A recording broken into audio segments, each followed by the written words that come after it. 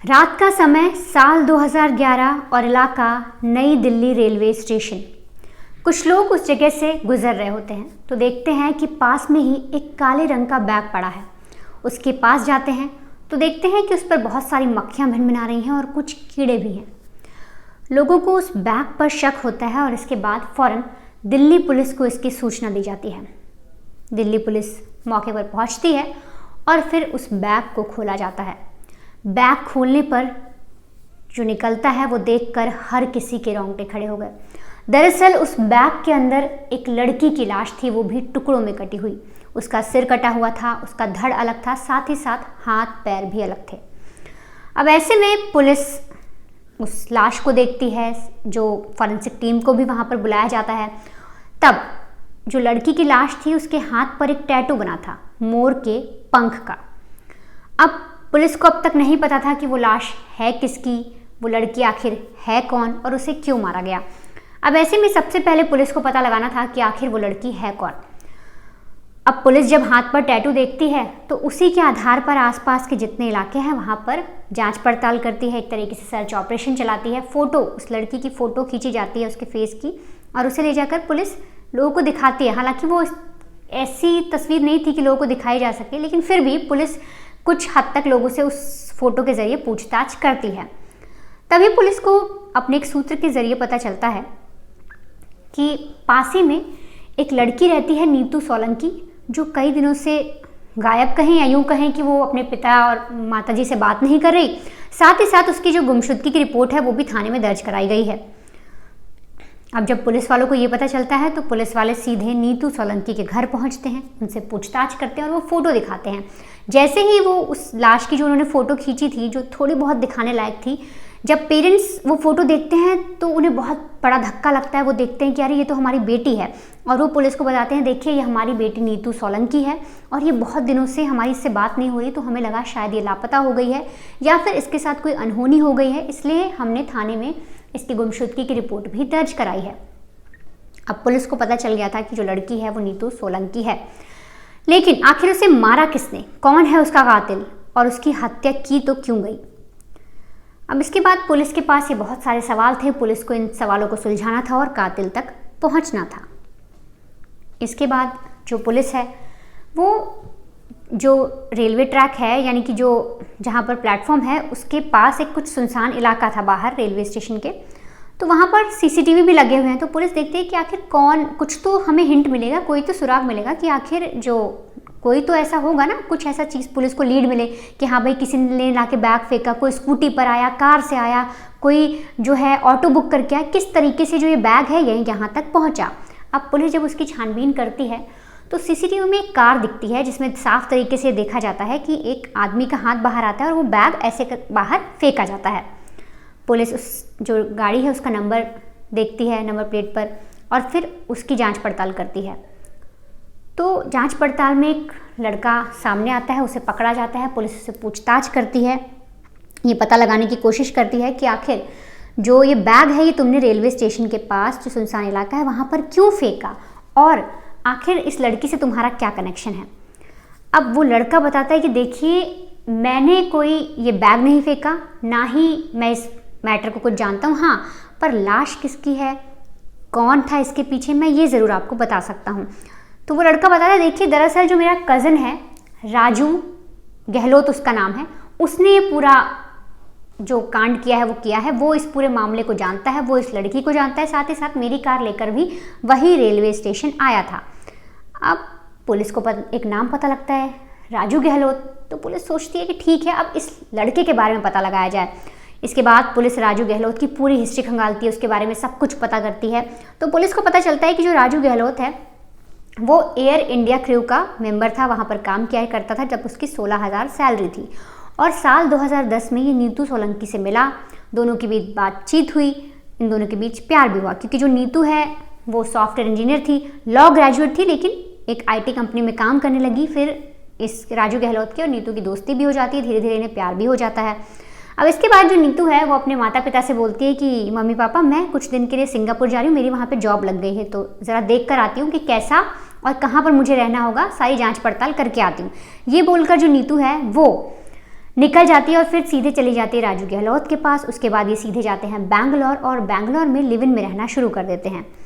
अब जो राजू गहलोत था वो तो एयर इंडिया क्रू का मेंबर था, लेकिन नीतू के साथ रहने के लिए वो अपनी जॉब छोड़ देता है। ये दोनों एक तरीके से बैंगलोर में लिव इन में रहने लगते हैं। कुछ समय बैंगलोर रहते हैं, कुछ समय गोवा रहते हैं, अलग अलग जगहों पर ये लोग रहते हैं। और जो नीतू है वो बार बार अपने पेरेंट्स से यही बोलती थी कि मैं अपने जॉब के लिए सिंगापुर में हूँ।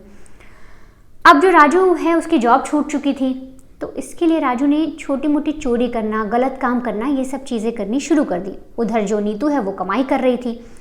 अब इस बात पर इनका अक्सर झगड़ा होने लगा, लगातार इनके झगड़े बढ़ते गए।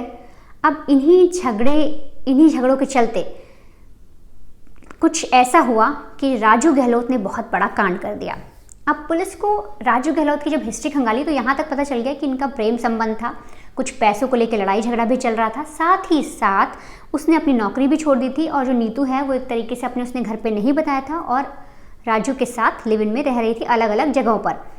अब ये जानने के बाद पुलिस राजू गहलोत तक पहुंचने की कोशिश करती है। पूरे हाथ पैर मारे जाते हैं, हर तरीके से तरकीब निकाली जाती है, लेकिन राजू का कुछ पता नहीं चलता। इसके बाद जो उसका कज़न अरेस्ट हुआ था उसी से पूछताछ की जाती है, कड़ाई से पूछताछ की जाती है। तो वो बताता है कि देखिए अभी हाल ही में कुछ दिन पहले ही इन दोनों की बहुत ज़्यादा बहस हुई, बहुत ज़्यादा लड़ाई हुई पैसों को लेकर, और तब राजू ने ही जो नीतू है उसको मार दिया। उसके बाद उसने मुझे कॉल किया और बोला कि ऐसी ऐसी बात हो गई है, मैंने अपनी गर्लफ्रेंड का कत्ल कर दिया, लेकिन अब मुझे बॉडी छुपानी है तो क्या करूँ। इसके लिए उसने मेरी कार भी ली और उसने मुझसे आइडिया भी लिया।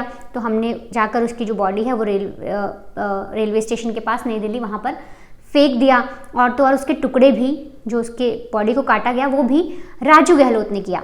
अब ये सारी बातें पुलिस को पता चल गई कि आखिर कातिल कौन है और हत्या क्यों की गई। लेकिन पुलिस के पास अभी भी सबसे बड़ा सवाल था, अभी भी सबसे एक अहम सवाल था कि आखिर ये जो आदमी है राजू गहलोत, ये है कहाँ, आखिर से कहाँ चला गया, किस जगह पर ये ऐसा गायब हो गया। क्योंकि इतना टाइम हो जाने के बाद पुलिस ने उसके कज़न को भी अरेस्ट कर लिया, सारी कहानी खुल के सामने आ गई, वारदात की वजह पता चल गई, कातिल भी पता चल गया, लेकिन कातिल अभी तक पकड़ा नहीं गया।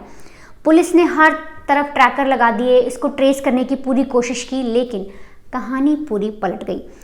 दरअसल जो राजू गहलोत है वो पुलिस को मिला, लेकिन 8 साल बाद पुलिस ने बहुत पूरी तरीके से कड़ी मशक्क़त की, लेकिन साल 2011 में नीतू का मर्डर हुआ और साल 2019 में जो राजू गहलोत है वो पुलिस को मिला, लेकिन किस हालत में, जब वो मर चुका है। दरअसल उसके मरने के बाद ही पुलिस राजू गहलोत तक पहुंच पाई। दरअसल जो राजू गहलोत है, जब इसने नीतू का मर्डर किया और उसके बाद इसने जो लाश फेंकी, उसके बाद ये पूरी तरीके से गुरुग्राम आ गया और यहाँ पर आके इसने सबसे पहले अपनी आइडेंटिटी बदलने की कोशिश की। इसने अपने पेरेंट्स को सारी एक एक बात समझा दी, जो इसके बहुत पक्के दोस्त थे या बहुत करीबी रिलेटिव्स थे उनको इसने सारी चीज़ें समझा दी, और इसने अपना आधार, पैन, जितने भी डॉक्यूमेंट्स थे सब चेंज किए। इस वक्त आप स्क्रीन पर देख रहे हैं राहुल दहिया नाम का एक आइडेंटिटी कार्ड है, इसने इस नाम से अपने आप को इंट्रोड्यूस कराया लोगों के सामने। साथ ही साथ एक जॉब भी शुरू की जिसमें इसकी सैलरी 24,000 हो गई और लगातार ये अपनी ज़िंदगी जीने लगा। उधर दिल्ली पर पुलिस परेशान थी कि आखिर भाई कातिल गया तो गया कहाँ, राजू गहलोत को कैसे ढूंढा जाए। जो दिल्ली पुलिस थी वो राजू गहलोत के नाम के आदमी को ढूंढ रही थी। अब जितने भी रिलेटिव थे वो कुछ बताते नहीं थे, पेरेंट्स भी कुछ नहीं बताते थे, और यहीं जो राजू गहलोत है, जो कातिल है, वो गुरुग्राम में राहुल दहिया बनकर अपनी नई ज़िंदगी शुरू कर चुका था। अब उसने जितने भी उसके जो राजू गहलोत से लेकर डॉक्यूमेंट्स थे सब उसने मिटा दिए, सारी पुरानी चीज़ें उसने मिटा दी ताकि पुलिस उस तक कभी पहुँच ही ना पाए। लेकिन कहते हैं कि ऊपर वाले की लाठी में आवाज़ नहीं होती, तो कुछ ऐसा ही हुआ राजू गहलोत के साथ। दरअसल राजू जब अपनी जॉब कर रहा था तो ये पार्टी वार्टी भी बहुत करता था, जिससे जो इसके लंग्स थे वो इन्फेक्टेड हो गए, इसके लीवर में प्रॉब्लम आ गई और इससे पूरी तरीके से इसकी बॉडी में इन्फेक्शन फैल गया। अब इन्फेक्शन फैलता गया तो धीरे धीरे बीमार पड़ता गया। अब एक वक्त में इतना बीमार पड़ गया कि जो इसके कलीग थे ऑफिस के, उन लोगों ने इसके लिए 2 लाख रुपए तक इकट्ठा किए और फिर सोचा कि इसकी बीमारी में हम इसके इलाज में लगाते हैं, लेकिन उसका भी कोई फ़ायदा नहीं हुआ क्योंकि इसकी बॉडी पूरी तरीके से ख़राब हो चुकी थी और ये अपने मौत के करीब आ गया था खुद ही। इसने जिस तरीके से नीतू के साथ किया, आप इसे अंजाम कह सकते हैं, यूँ कह सकते हैं कि भगवान का ही न्याय था। कि ये खुद अपनी मौत के करीब आ गया। और फिर साल 2019 में जब ये एक तरीके से डेथ बेड कह सकते हैं, यूँ कह सकते हैं कि अस्पताल के बेड पर लेटा होता है, आखिरी सांसें ले रहा होता है, तब जो राजू गहलोत के फैमिली वाले हैं वो ही दिल्ली पुलिस को फ़ोन करते हैं और बताते हैं कि राजू गहलोत इस वक्त गुरुग्राम के इस अस्पताल में हैं और ऐसी ऐसी चीज़ें हैं, वो अपनी आखिरी सांसें गिन रहा है। और जब तक दिल्ली पुलिस वहाँ पहुँचती है उस हॉस्पिटल में राजू गहलोत के पास, तब तक वो दम तोड़ देता है, उसकी मौत हो जाती है।